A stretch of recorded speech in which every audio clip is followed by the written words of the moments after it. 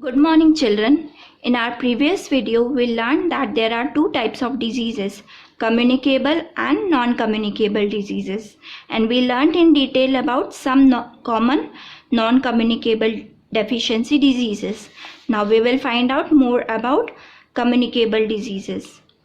We know that these diseases spread from one person to another through germs, which are very tiny microscopic organisms, also called microorganisms. Now these germs also have different names based on their different characteristics, like bacteria, virus. This name virus you might have heard about numerous times over the past few months, because COVID-19 is also one such virus which is wreaking a havoc in the world. And the another type of microorganism is protozoa. There are specific type of microorganism which cause a particular disease. Not any microorganism will cause any disease. So the diseases which are caused due to bacteria are cholera, tuberculosis and typhoid. Virus cause common cold, flu and polio. And protozoa cause malaria and dysentery. As you know, these germs spread from one person to another, and in this process they need a carrier which they can use to pass on. And these carriers may be air, water, food, direct contact, or even insects. So here also not all germs spread through common means. Germs have their specific mode of transmission, like which spread through contaminated water will not spread through air. So we will now learn the mode of transmission of different disease causing germs. First mode of transmission is through air. When a sick person coughs, sneezes or spits, germs are released into the air, and when a healthy person breathes this air, the germs enter his or her body and make him or her sick. Common cold, diphtheria, flu and tuberculosis are diseases which spread through air. Now another mode of transmission is through infected food and water. Food and water may get infected with germs when they are not stored properly, and eating and drinking contaminated or infected food and water cause diseases like diarrhea, typhoid, jaundice and cholera spread through infected food and water.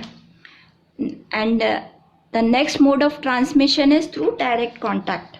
When a healthy person comes in contact with an infected person, his or her clothing or other things used by him, he or she may get infected. Even handshake passes such germs, and chickenpox, ringworm, measles and common cold spread through direct contact. Then another mode of transmission is through insects, and blood-sucking insects such as mosquitoes and fleas can spread disease like malaria, dengue and plague. And when a mosquito bites a sick person suffering from malaria, it sucks the malarial germs along with the blood of sick person, and when it bites a healthy person, the malarial germs pass into the victim's body and make him or her sick. Okay, and dengue and plague also spread through the same mode. Now we should know how to prevent the spread of communicable diseases. First method is maintain personal hygiene. And the steps to maintain personal hygiene is we should take a bath daily, brush our teeth daily, cut our nails weekly, and washing our hands before and after eating meals. These habits we should follow. Then our second method is the house should be disinfected. That means sunlight is a natural disinfectant, so house should have good ventilation and have windows and open spaces to get proper sunlight. Our next method of prevention is drinking water should be clean and pure. We should use filtered or boiled water, otherwise germs will also enter our body along with water. Then the surroundings should be neat and clean, and water should not stagnate in the surroundings.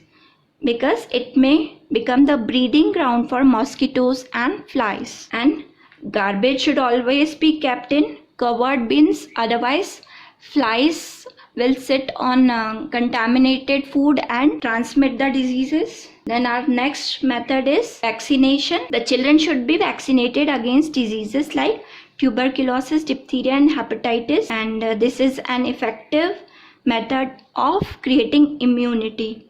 And vaccines are what? Vaccines are made up of small quantity of dead or weak germs of a particular disease. They are given orally or injected into the blood, and when the vaccines enter the body produces substances capable of fighting the weakened germs of that disease, and this builds immunity against that disease. Do you remember in school also you once got vaccinated? Which vaccine was that? Do you remember? It was MMR vaccine, and it was for the prevention of diseases called measles, mumps and rubella. Remember? So with this we come to the end of chapter, and follow all these preventive measures not to catch any disease. And in this chapter we learned all the methods or ways to follow to remain healthy. So make sure that you follow all those measures, and I expect you to do all the exercises given at the back of the chapter, and I'll be sending you answers next day. You make sure that you check your answers with mine. And so right now I'm signing off.